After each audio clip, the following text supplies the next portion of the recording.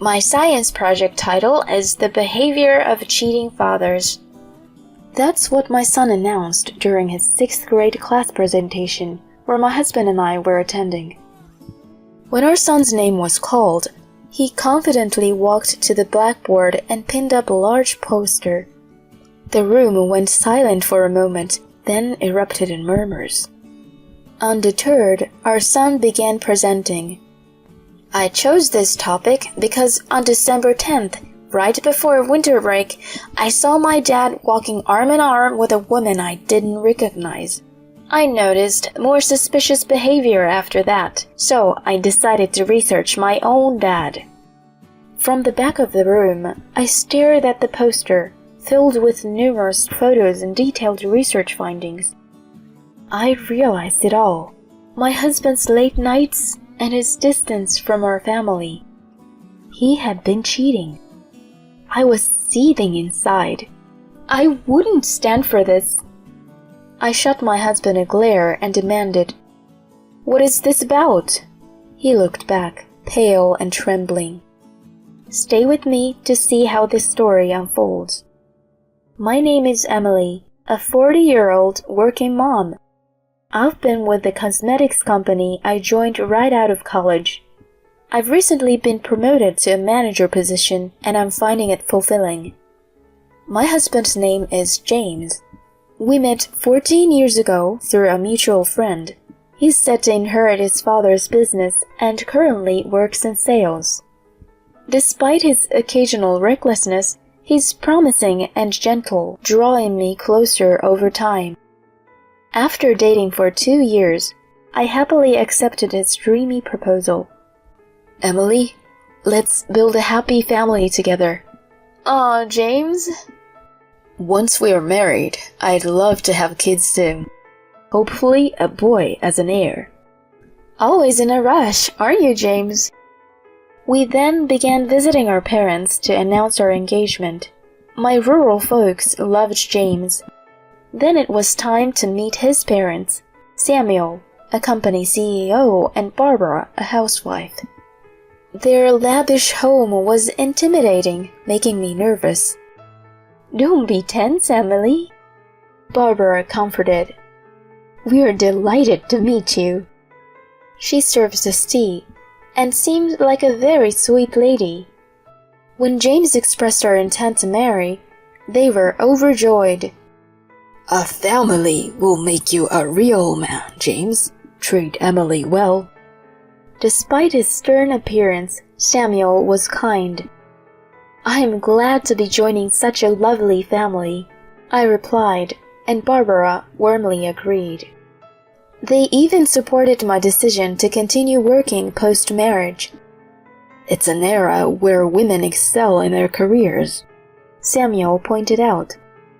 On our way home, James said, It seems my folks really liked you. Your parents are wonderful. Dad is usually strict, but what scares me more is Mom. When she's mad, it's terrifying. I was surprised. Really? We better not upset her then. Don't worry, she seemed fond of you. Following our lavish wedding, we began living in the apartment Samuel gifted us. With James often away due to work, house chores largely fell to me. Juggling my job and housework was challenging, but modern appliances made it manageable. Thankfully, he helped out occasionally, so I wasn't too frustrated. A year after we got married, I discovered I was pregnant. Hearing the news, James was ecstatic, jumping for joy. Oh my gosh, Emily, I'm going to be a dad. Thank you. My in-laws were just as thrilled as he was. Take care of yourself, Emily. We'll do whatever we can to help.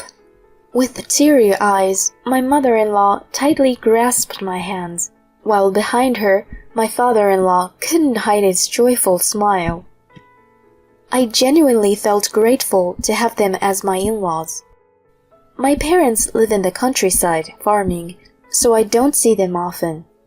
During my pregnancy, Barbara took such good care of me. Thanks to her support, my pregnancy went smoothly, and I gave birth without any issues to a lovely baby boy. Seeing the relief on the faces of my husband and the in-laws, I said to Barbara, "Would you like to hold the baby?" Taking the baby, she exclaimed with delight, "Oh, how adorable! Have you already decided on his name, Emily?" We discussed it and decided on Noah. "What a beautiful name, little Noah. Nice to meet you. I'm Grandma Barbara. Now, let's say hi to Grandpa." At that moment, my husband and I truly felt surrounded by familial bliss. 12 years have passed since then, and Noah is now in 6th grade. Though he's become a bit distant compared to when he was always following me around saying, "Mom, Mom," he's grown into a kind and intelligent boy. We've maintained a great relationship with my in-laws. They've been understanding of my work commitments, even looking after young Noah on my behalf and frequently checking in with me. They adore him, sometimes spoiling him a bit too much, and he seems to love them in return. However, one thing has changed: my relationship with James. We still live together, occasionally bickering, but generally getting along.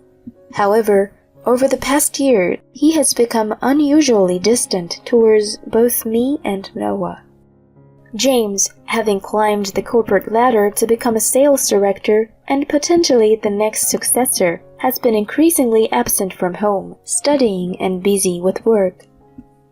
He rarely speaks to Noah and usually just drinks and goes to sleep at home. This has been the routine for a while. As our son entered his last winter break in elementary school, I suggested to James, who came home late, "How about we go on a winter vacation? It would be nice for Noah." James, looking bothered, replied, "I'm swamped with work. I don't have time for that." "But you've been like this for a while, and I feel bad for Noah." "He's at that age where he doesn't want his parents around, right? Just let him be," he retorted dismissively and quickly went to sleep. I felt both disappointed and lonely with his response. The next day, as Noah helped me with the dishes, I told him, "I'm sorry, Noah. We might not be able to go on a trip this year, but we can visit the museum or something, okay?" "It's okay, Mom. You just focus on your work," he replied nonchalantly. I wondered if James was right about him preferring the company of friends over parents now. "But you have your project, right? Let me know if there's anything I can help with." "I've already decided on my research project topic. I want to focus on that." "I see. Well, I won't bother you then. Good luck with it." Though he still had some childlike traits, I felt proud of how mature he had become. Throughout the winter break, James was busy with work, and I was tied up too, so Noah spent more time at his grandparents'. He seemed engrossed in his assignments and research, staying in his room most of the day. However, we made sure to share dinner together every evening and chat. I believe our mother-son relationship remained strong. Occasionally, I noticed him looking at me as if he wanted to say something, but I decided to wait until he was ready to talk. And just like that, winter break came to an end, and after a little while, the last open class session of elementary school approached. I decided to ask my father-in-law to have James take the day off from work so he could join me for the class visitation. James seemed hesitant and a bit annoyed, but upon my urging, he entered the classroom. The main event for the open class was for each student to present the independent research they had conducted during the break. One by one, the kids presented their findings, like observation of plants, or their own handmade crafts. As I watched them with a smile and clapped, a thought struck me. Noah had seemed really engrossed in his independent research, but what was he going to present? He confidently stood in front of the chalkboard and pinned a large poster to it. The title of my research is The Behavior of a Cheating Father. The classroom went silent for a moment, and then suddenly everyone began whispering. Regardless, Noah calmly read out the contents of his poster. First, I'll explain why I chose this topic. On December 10th, just before winter break, I saw my dad walking arm in arm with a woman I didn't recognize. I noticed other suspicious behaviors, so I decided to research my own father. From the back of the classroom, I stared at the poster. It was filled with various photographs and densely written research findings. It all made sense to me then. The reason why my husband has been coming home late and had been so distant was because he had been cheating on me. I was seething. This is unforgivable. I immediately turned to my husband and demanded, "What's this about?" He looked pale and trembling. The teacher quickly interrupted Noah's presentation, and even though he pleaded to continue, the teacher told him he couldn't.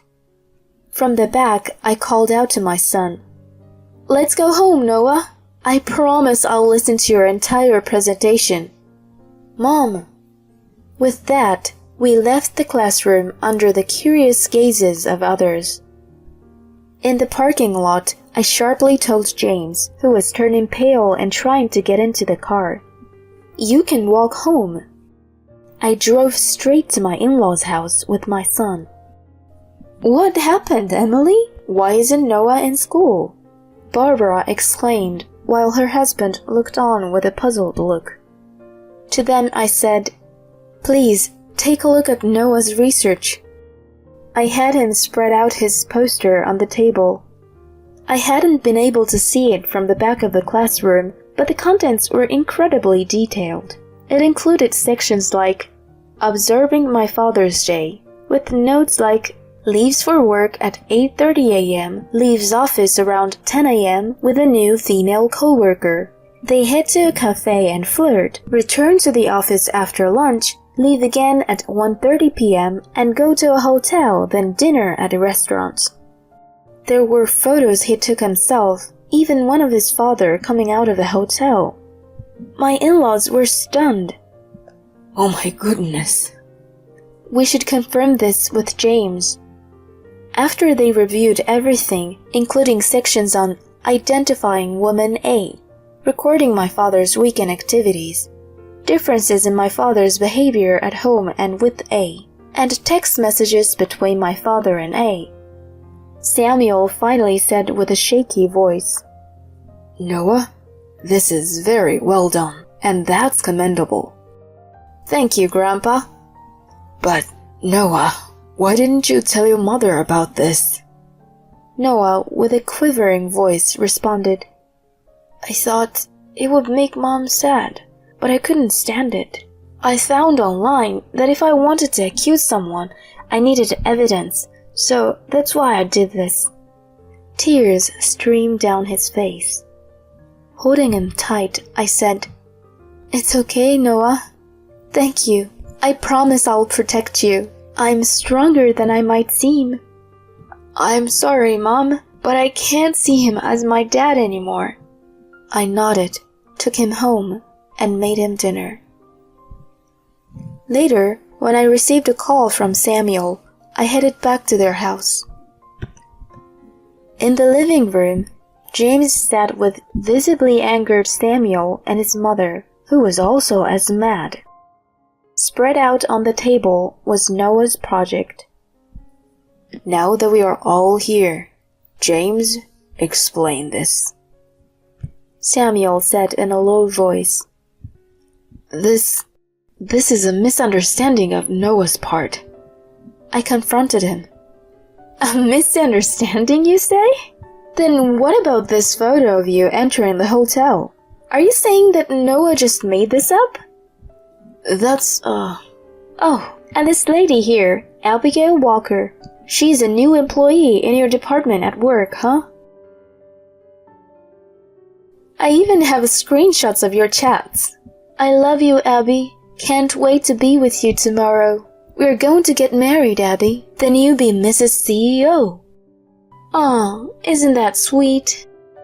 Please, just stop.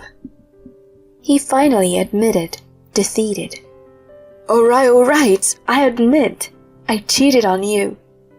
It's pretty obvious when it's laid out like this. I can't believe Noah found out. Holding his head in his hands, he looked up. His father informed him. I heard from your deputy manager. Everyone in the company has known about your affair with the new girl, but they were too scared of your position to say anything. What? Using the company car for your rendezvous during business hours? Unbelievable. You're fired, and so is she. James pointed at himself in disbelief. Even though I'm the next CEO? Who said I'd let you take over? Shame on you, you disgraceful son. Dad! Suddenly, his mother, who had been silent till now, slapped him hard across his face. Ow! Mom, what the hell? You disgrace!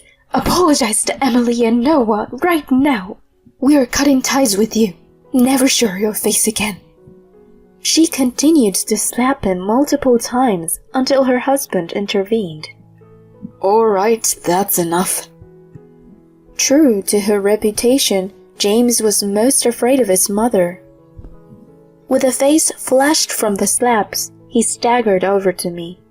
Emily, I'm sorry. Please, if you forgive me, everything can be fixed. Please forgive me. With all the strength I had, I shouted back. Are you out of your mind? You didn't just betray me, but also left a scar on Noah's heart. We are getting a divorce. I'll be claiming alimony and child support, so brace yourself, you jerk. Go to hell. Samuel threw James out. Our divorce was finalized smoothly, thanks to the evidence Noah had collected. I demanded alimony and child support from him in a lump sum, which he quickly paid, especially with the pressure from his parents. As promised, his father really fired both James and his mistress. I also claimed compensation from the mistress, but since she had no savings, her parents paid on her behalf and took her back to the countryside. I heard that she and James broke up over the money dispute. James, having lost all his savings, his job, and being disowned by his parents, eventually vanished. Rumor has it, he's now living in a rundown apartment in the neighboring state, taking up odd jobs. I don't feel sorry for him one bit. He got what he deserved. As for me, I'm still living near my in-laws' place with Noah. Our relationship with them remains unchanged, and they often spend time with Noah. He has declared that he'll take over his grandfather's company, to which he responded with evident joy. As I move forward, I'm grateful for the unwavering support from my in-laws, and look forward to enjoying every moment of my son's growth.